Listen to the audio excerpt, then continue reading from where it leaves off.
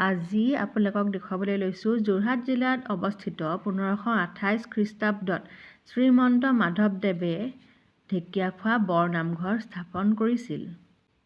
দূৰ দূৰণিৰ পৰা ভক্তৰ সমাগম ঘটে। ভাদ মাহত ভিৰটো খুব বেছি হয়, যিহেতু আমি আঘোণ মাহত গৈছিলোঁ সেইকাৰণে বহুত বেছি ভিৰো নাছিলে। ভিতৰ ভাগত যি চাকি জ্বলি আছে শ্ৰীমন্ত মাধৱদেৱে জ্বলোৱা, যি বৰ্তমানো জ্বলি আছে।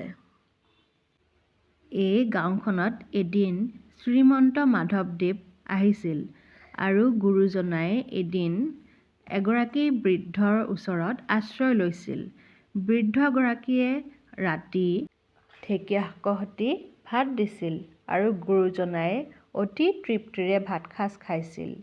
সেয়ে তাত চাকি এগছি জ্বলোৱাত বৃদ্ধগৰাকীক দিছিল আৰু পৰৱৰ্তী সময়ত নামঘৰটোৰ নাম ঢেকীয়াখোৱা নামঘৰ হিচাপে পৰিচিত হয়।